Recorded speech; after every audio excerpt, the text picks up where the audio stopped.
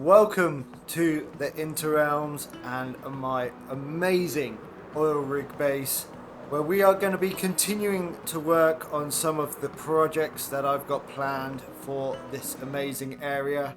And there's still so much to be done. I'm so I'm so excited to get this going, and for you guys to see my vision as it comes together. We've already done so much, but there's so much more to be done. And if you've been following along, this was where we have had our copper exit area with our pipe here. We also had Honeycomb farm here, and if we pop down here, I'll show you exactly where all of this copper comes from.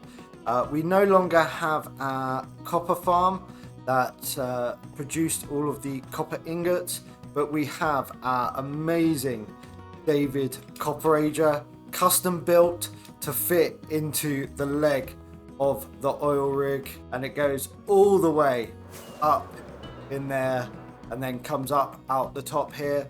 But today's project is going to be focused on copper and honey, and I've already put in some of these super cool steps. I love them. These are like gangway things all the way up, and we've got an entrance in here. Oh, took a step too far. An entrance in here for our copper aging room. I've started planning out where things come from. This comes from the Copper Ager from our TNT explodificator things down the bottom. All of the copper comes up, so we've got to put it through here. And I'm also going to link up our honeycomb. So this is going to become like an automated copper and honey factory, which is super cool. And then over here we have our super smelter, which is currently smelting some copper that I organically harvested from the ground. And then up here we're going to have a honey block farm as well. And so we're kind of interconnecting all of these bits. We did this last episode. We've got a really cool design to go in there. There's just too much to be done. And I'm running out of time. So first things first, we need to start getting in some of these bits and pieces. We also need to clad the walls and the roofs and get all of this area looking better.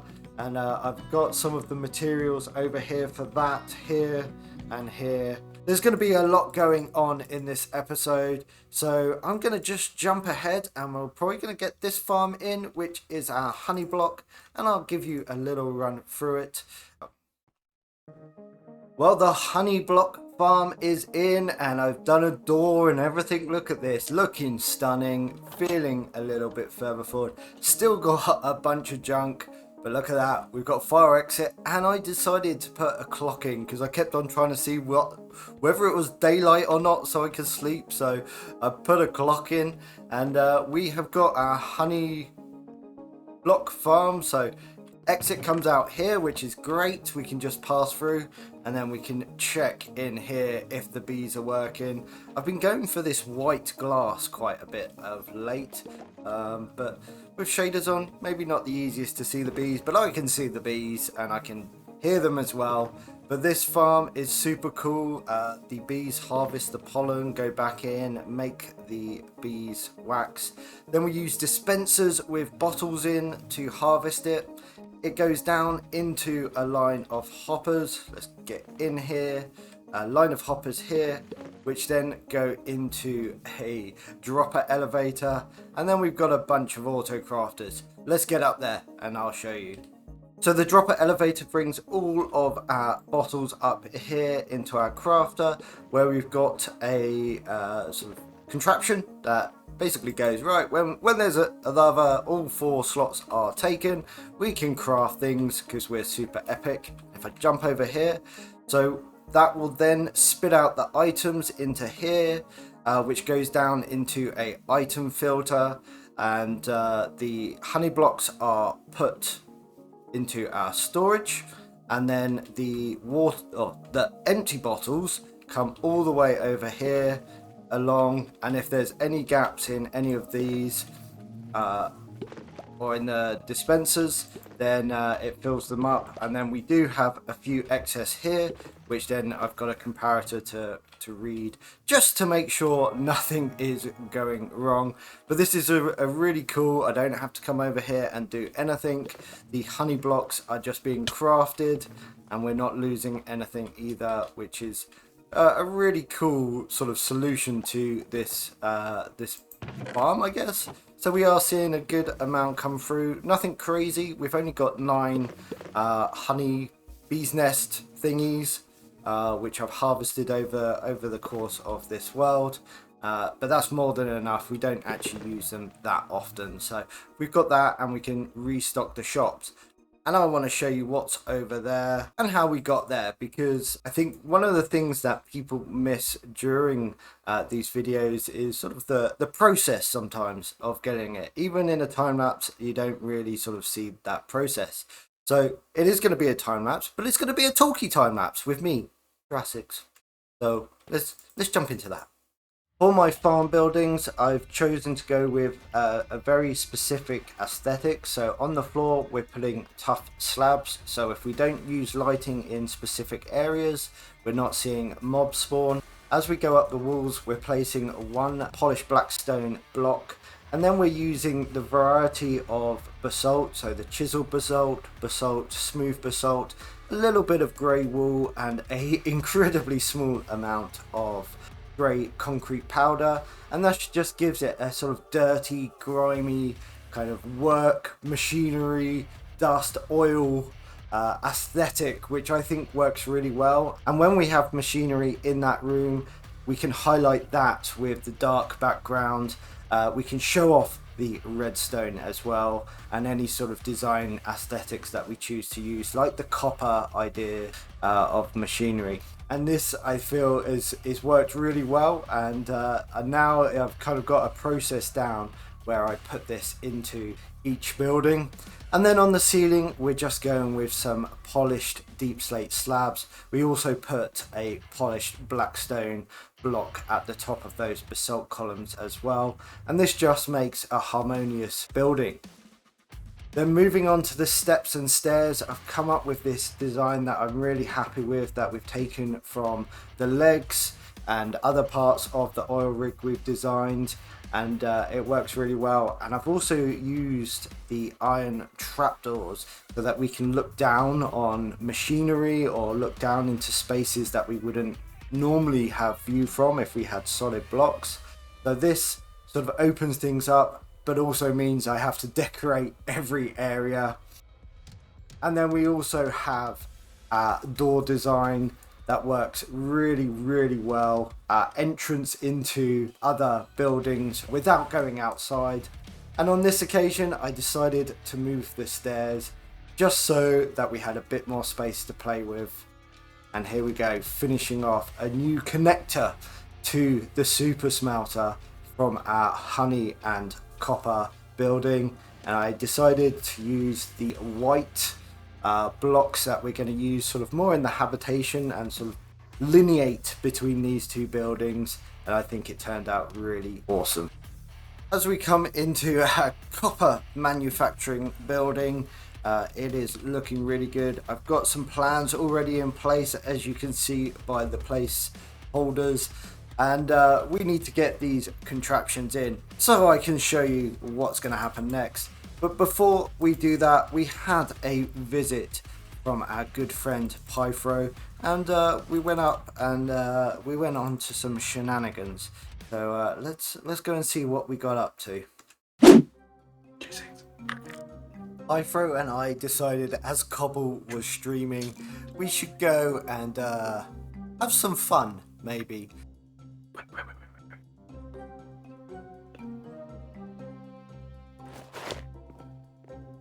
So we got some leather armor, dyed it so we would blend in with the terrain a little bit more, and head over to Cobble's base and see what we could get up to.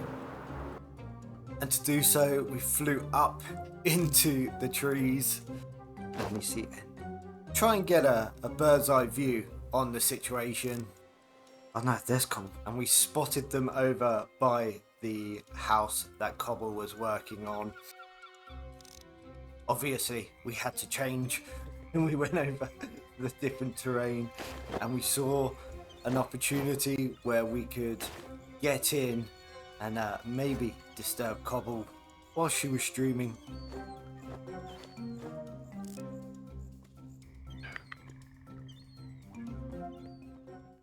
We just decided he was going in, and we were stumped by this. So we decided to go through the other window. But it turned out Cobble had just finished streaming.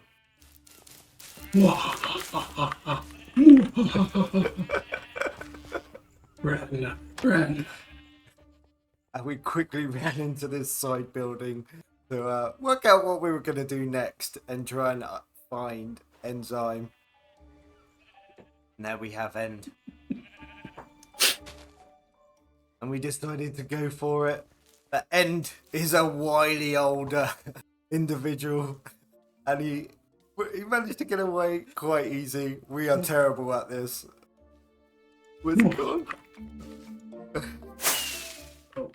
We were very unsuccessful in getting End. And we decided we'd done enough and we should make our escape. Yes, let's go. I'm really not quite sure what we just achieved. Are we in case Cobble win? In case Cobble win. Ton of cobwebs. Cobblewebs. Cobblewebs. Attack of the killer cobblewebs. Oops, I fell out.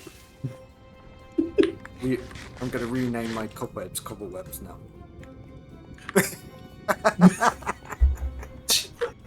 Quick, let's go before we get it. Before. Quick.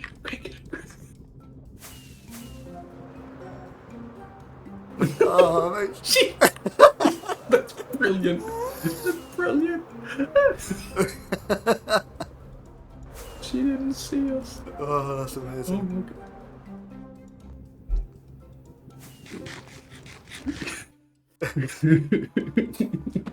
Hide the evidence. And there we go. We have our cobblewebs all ready for the next time.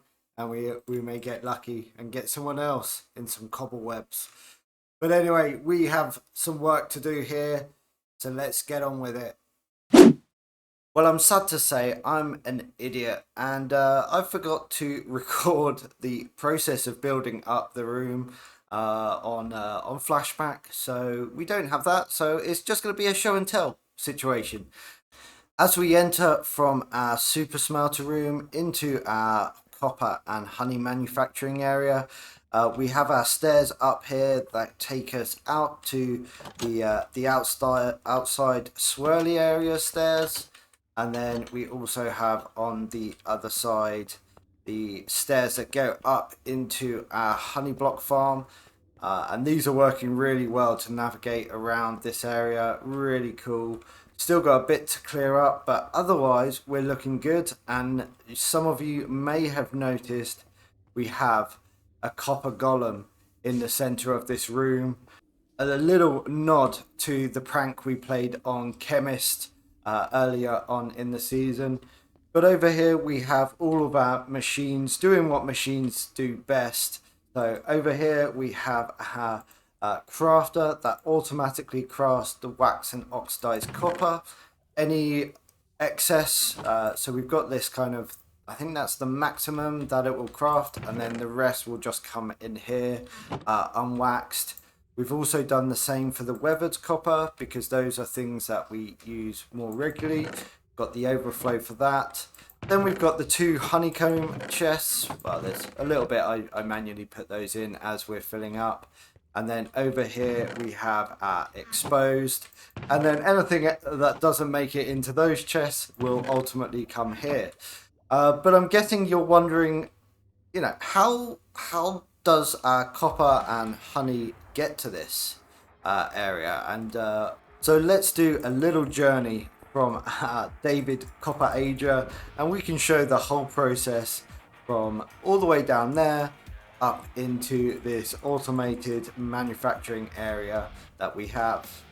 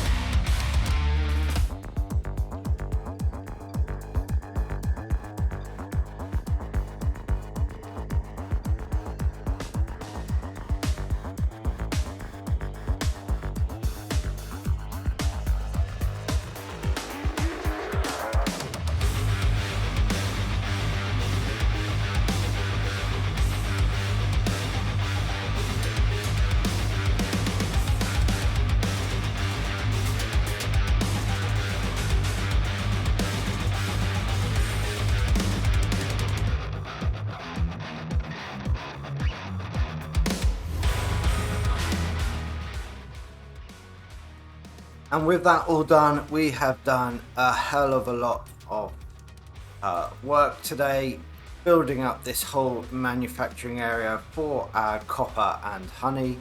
And I think I'm very happy with how this has turned out. And I really hope that you'll join me next time, where I think we'll be working on a pale moss farm to turn moss into calcite. But hopefully you'll come and join me once again. See you again soon. Bye!